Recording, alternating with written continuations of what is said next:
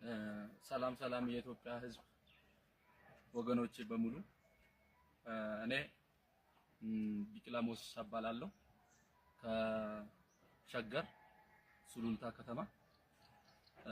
እኔ ዛሬ ከእናንተ ፊት የቀረብኩት እባካችሁ ችግሬን ለሚመለከቱ አካል እንድታወጡልኝ ነው።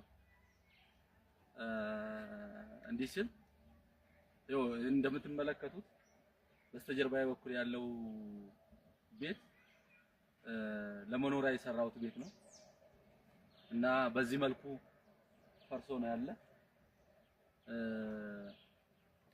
በዚህ መልኩ ነው እንደምታዩት ነው። በቀላል ብር አይደለም የተሰራ እና ይሄን ቤት ስሰራ ህጋዊ የሆነ ካርታ ገዝቼ ነው።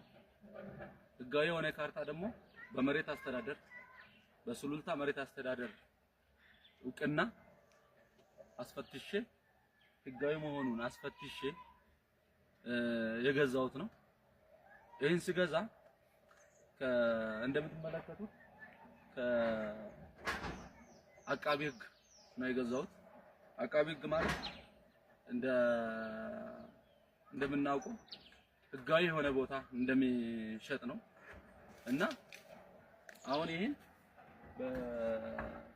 ከገዛው በኋላ ሁሉን ነገር የተሟላ ነው። ፕላን አለው፣ ግንባታ ፍቃድ አለው፣ ካዳስተር የተሰራ ነው ካርታው። ከ2007 እስከ 2018 ህጋዊ የሆነ የግብር ደረሰኛ አለው። ሁሉ ነገር የተሟላ ነው እና እንደምታዩት ይሄን ቤት ከገንብቼ እስኪጨርስ ድረስ መሬት አስተዳደር መጥቶ ህጋዊ መሆኑን ሲያረጋግጥ ነበር። በመጨረሻ ቦታውን ስለሚፈልጉት ቦታውን ነው የምንፈልግ የሚል ኢንፎርሜሽንም አለ። ቦታውን ስለሚፈልጉት ህገወጥ የሆነ ግንባታ ገንብታል ተብዬ ነው ይህን ቤት ያፈረሱብኝ። እኔን እስር ቤት አስገብተውኝ ማለት ነው። ኢቭን እስር ቤት አስገብተውኝ ምንም አይነት እንትን ሳያረጉ አፍርሶ ቆርቆሮውንም ወሰዱብኝ ማለት ነው ጭማ።